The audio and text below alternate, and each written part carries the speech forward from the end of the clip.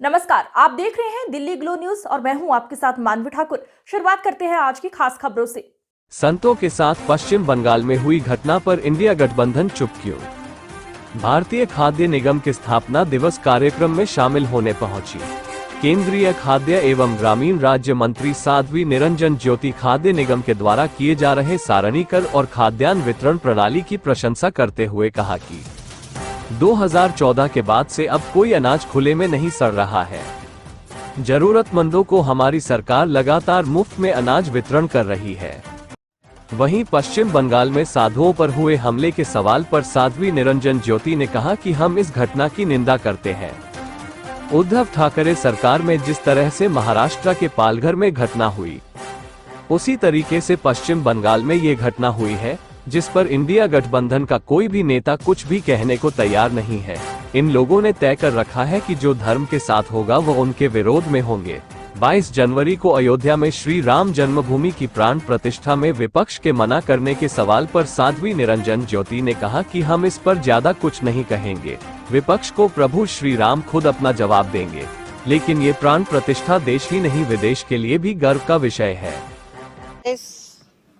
भारतीय खाद्य निगम का 60वां स्थापना दिवस है और जब से ये भारतीय खाद्य निगम की स्थापना हुई, भारतीय खाद्य निगम दिनों दिन प्रगति कर रहा है।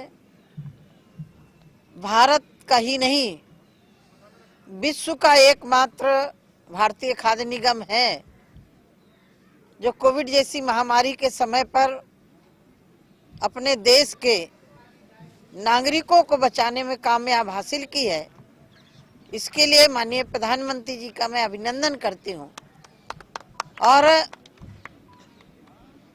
पहले हम सुनते थे कि गेहूं सड़ गया, चावल सड़ गया,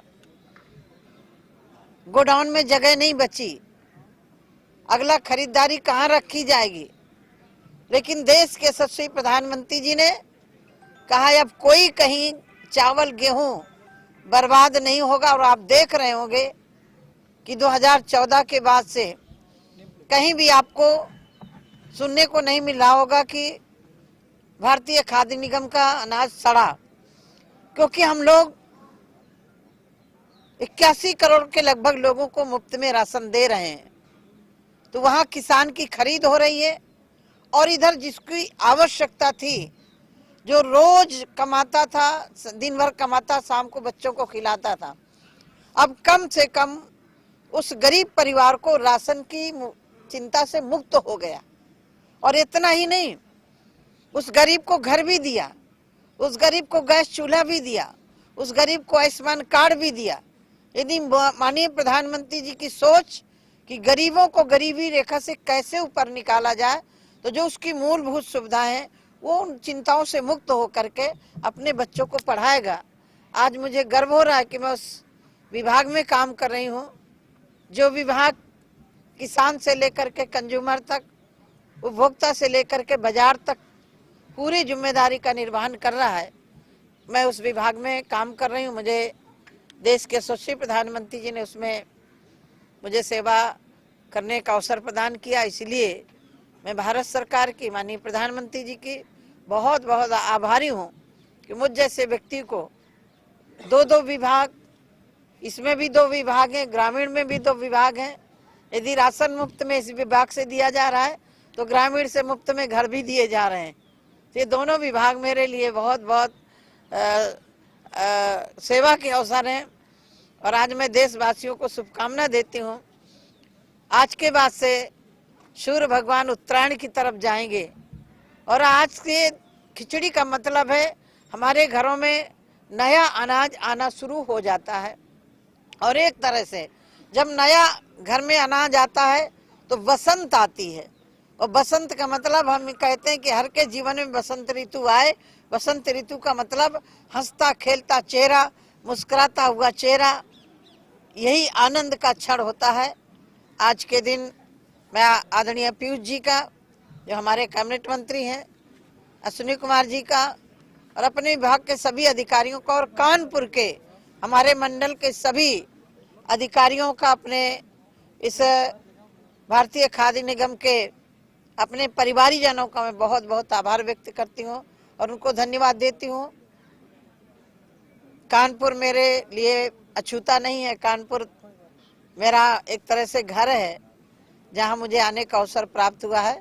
मैं आपको भी बहुत बहुत ऐसी सर्दी में, हमारे आप देख रहे हैं कितनी सर्दी में टेंट के नीचे बैठ करके अपना उत्सव मना रहे हैं, तो उत्सव तो कहीं भी मनाया जा सकता है, लेकिन यह खुले मैदान में जब उत्सव मनाया जाता है तो उसका आनंद अलग होता है।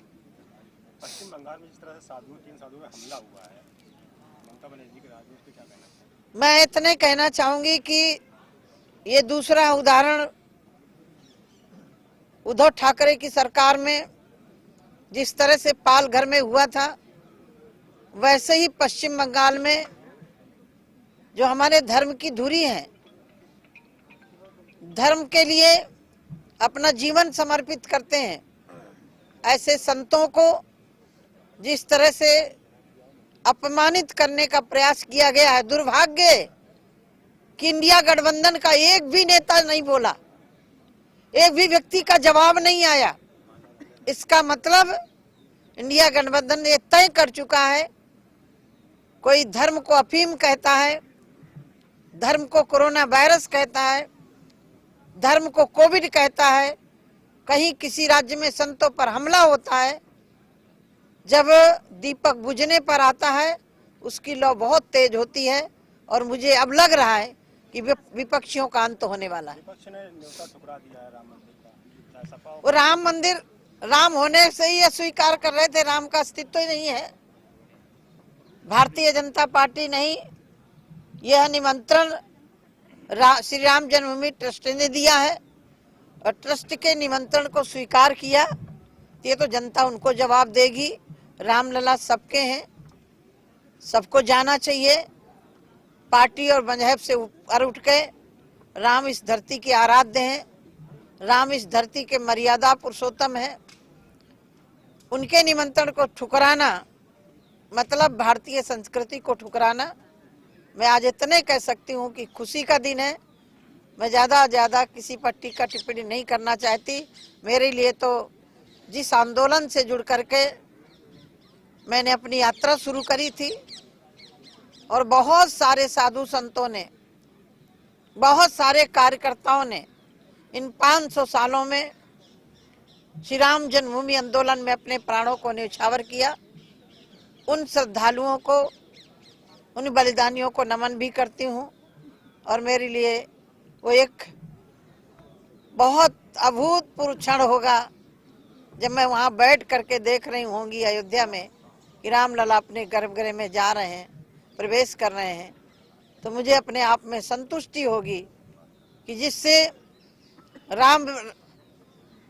श्री राम जन्मभूमि आंदोलन से हमारी शुरुआत हुई और रामलला की प्रतिष्ठा हमारे सामने हो रही है, तो हमारे लिए इससे ज्यादा गौरव का विषय नहीं हो सकता। चारों शंकराचार्यों ने भी नहीं आ रहे हैं। मैं इस पर कोई टीका टिप्पणी नहीं करूंगी। राम सबके हैं।